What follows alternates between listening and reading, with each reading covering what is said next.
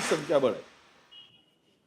उर्वरित 4 संख्या जी लागते सत्ता स्थापन करायसाठी याची जबाबदारी खासदार धानोरकरांनी घेतलेली आहे आणि त्यांच्या संदर्भात महापौर सुद्धा काँग्रेसचा आणि त्यांनी जे नाव देतील त्यांना महापौर करायचं ठरलेलं आहे आणि गटनेता सुद्धा एकमत झालेला आहे. एकमत म्हणण्यापेक्षा प्रदेशनी जो गटनेता दिला नाव दिलेला आहे त्याला गटनेता करायचं ठरवलं आहे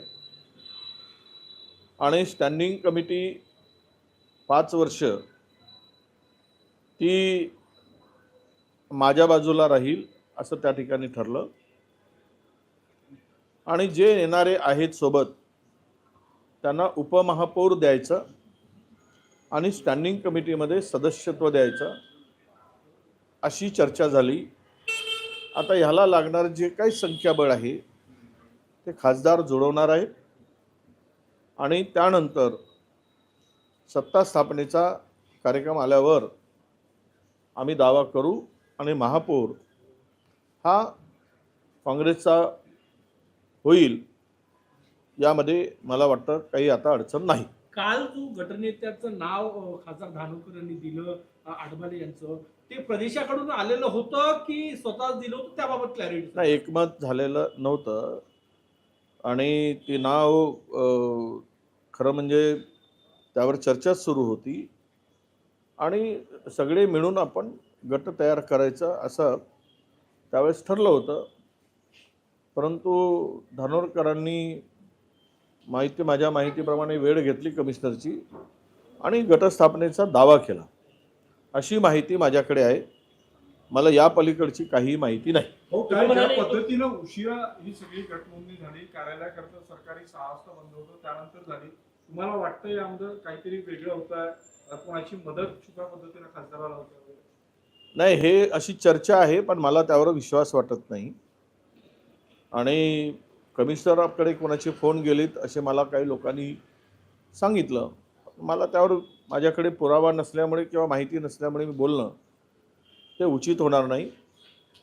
पण काल संध्याकाळी 6 नंतर ऑफिस बंद झाल्यानंतर जर गटस्थापना होत असेल तर तो त्या आयुक्तांनी का निर्णय कसा घेतला तो आयुक्तांचा विषय आहे.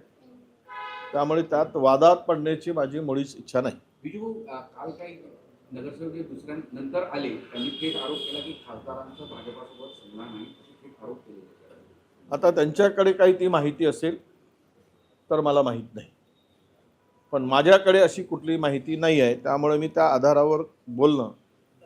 आता नगरसेवकांकडे काय माहिती आहे, बाकीच्या नेत्यांच्याकडे काही माहिती असेल त्या आधारावर ते बोलत असतील पण मला तरी कुठेही माझ्याकडे अशा प्रकारची माहिती नाही त्यामुळे मी यावर अधिक बोलणार नाही. तुम्ही बोलले की आता 30 संख्याबळ आहे, 27 काँग्रेसची आणि स्थानिक आघाडीचे 3 असे 30 वरचं संख्याबळ हे खासदार महोदय जुळवेल, पण तुमचा पण प्रयत्न राहील का ते संख्याबळ जुळवण्यासाठी की त्यांच्यावर जबाबदारी दिली? नाही, असं आहे, मेयर त्यांना त्यांच्या मनाप्रमाणे पाहिजे त्यामुळे त्यांचा अट्टहास आहे, मुद्दाम शब्द वापरतो. त्यामुळे त्यांनी संख्याबळ आता मेयर जर त्यांना पाहिजे किंवा त्यांच्याकडून त्यांना करायचं आहे तर ते संख्याबळ जुळवण्यासाठी त्यांनी मान्यता दिली आहे की मी संख्याबळ जुळवणार आहे. त्यामुळे संख्याबळ जुळवतील असं मला वाटतं. तुमचे 14 नगरसेवक त्या गटामध्ये नोंदणी कधी करणार आहे हा एक पहिला प्रश्न. दुसरा, या सगळ्या वादाचा आणि याचा फायदा घेण्यासाठी भाजप त्या ठिकाणी सज्ज आहे, ते पण दावा करतात की आम्ही सत्ता स्थापन करणार. त्यांचा संपर्कही सुरू झालेला आहे युबीटी सोबत, जे अपक्ष निवडून आले त्यांच्यासोबत. नाही, सगळ्याबरोबरच आहे, सत्ता त्यांच्याकडे आहे, प्रचंड पैसा आहे, त्यातून त्यांनी मोठमोठ्या ऑफर या सगळ्यांना दिल्या आहेत. माझ्या कानावर जे काही ऑफर आहे तर माहितीप्रमाणे 1-1 कोटीची ऑफरसुद्धा दिल्याची माहिती माझ्याकडे आहे नगरसेवकांना आणि पदही देण्याची ऑफर दिली आहे. त्यामुळं हे पद आणि पैसा यामुळं काय जादू होते हे आत्ता सांगणं कठीण आहे. किती त्याला बळी पडतात, बळी पडणार नाही हे आज त्यावर बोलणं होणार नाही. पण सत्ता स्थापन करताना दोघांनाही दुसऱ्यांची मदत घेतल्याशिवाय सत्ता स्थापन करता येणार नाही. उभाटांची भूमिका, कालच माझी जी काही चर्चा झाली, त्यांनीसुद्धा वंचित बरोबर आघाडी करून 8चा गट स्थापन केलेला आहे.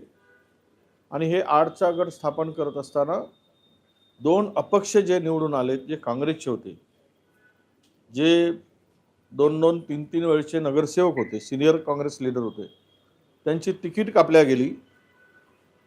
आता तुम्ही म्हणाल की कोण कापली, यावर मला बोलायचं नाही, पण तिकीट कापल्यानंतर ते 2 नगरसेवकांची भूमिका ही फार महत्त्वाची असणार आहे. माझ्याशी बोलताना त्यांनी स्पष्ट भूमिका मांडली की आम्ही मेयर कोण असणार यावर निर्णय घेऊ, अन्यथा आम्हाला मोकळीक आहे दुसरा निर्णय घेण्यासाठी, अशी धमकीसुद्धा त्या 2 नगरसेवकांनी दिलेली आहे. महापौर करायची जबाबदारी त्यामुळं एकूण 10चं संख्याबळ, मनसेचे 6, वंचितचे 2 आणि ह्या 2 अपक्ष असे मिळून 10 लोकांनी आम्ही भूमिका स्वीकारणार, अशी चर्चा माझ्या कानावर आलेली आहे. महापौर करायची आता पुरेशी जबाबदारी ही खासदारांची आहे.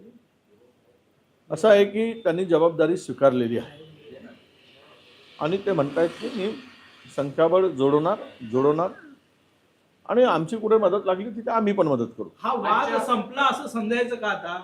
मला तरी वाटतं की आत्ता तरी या वादावर पडदा पडलेला आहे. हायकमांडच्या सूचनेनुसार प्रभारी आणि प्रदेशाध्यक्ष यांच्याबरोबर झालेली झूम मीटिंग आत्ताच पार पडली आणि त्यामध्ये या वादावर पडदा पडला असं मी मानतो. काल नंतर आलेले नगरसेवक जे होते त्यांची मांडणी होती की किती दिवस ही संयमी भूमिका राहणार, त्यावरून त्यांची चर्चा सुरू होती. त्यांच्यातली खतखत त्यांनी व्यक्त करून दाखवलेली.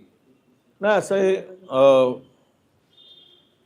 स्वाभाविक आहे, पण नेता म्हणून संयमी भूमिका ठेवावी लागतं. सुधाकर अडबाले नेता निवडला तो मान्य आहे का? अडबाले. सुधाकर अडबाले नाही, सुरेंद्र अडबाले आहे. आता प्रदेशाध्यक्षांनी जर तो निर्णय घेतला असेल तर तो निर्णय आम्हाला मान्य राहावा लागेल आणि आम्ही मान्य करू. हो, महाराष्ट्र सदन घोटाळ्यामध्ये छगन भुजबळ यांना क्लीन चिट मिळालेली आहे. नाही, जे जे भाजपसोबत आहेत त्या सर्वांना भविष्यात क्लीन चिटच मिळत जाणार, कारण भाजपची खूप पॉवरफुल मशीन आहे. ज्या मशीनमध्ये जे घुसतात ते स्वच्छ होऊन निघतात. हे आत्तापर्यंत प्रूव्ह झालेलं आहे आणि त्यामुळं यात काही नवीन आहे असं मला वाटत नाही. जे 2.5 वर्ष त्यांचे जेलात गेले त्याची भरपाई कशी होणार, त्याची जबाबदारी कुणाची असणार, जे आरोप करून ज्यांना टाकलं आहे त्यांची काही नैतिक जबाबदारी आहे की नाही यावरही जनता विचार करेल. भाऊ, अकोल्यामध्ये महाविकास आघाडीत फूट पडलेली आहे. शरद पवार गट हा भाजपसोबत गेलेला आहे, त्यामुळे भाजपचा महापौराचा आठवड्यात मिळणे जवळपास स्पष्ट झालं नाही. म्हणून म्हणतो आता काय बोलावं, कोण कुठे जाईल, कोण काय करेल. त्यामुळे आज तरी राजकारणाची 2014 पासून ऐशी तैशीच झालेली आहे.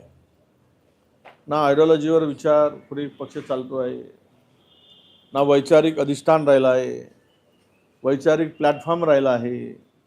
सत्ता, संपत्ती, दलाली, ठेकेदारी हेच आता राजकारणाचं समीकरण होऊन बसलं आहे. हे देशासाठी, जनतेसाठी फार दुर्दैवाची गोष्ट आहे असं मी मानतो. आणि जे काही अकोल्यात झालं आहे किंवा इतर ठिकाणी होते आहे. लोकशाही मराठी ऐका, पहा, जागरूक रहा.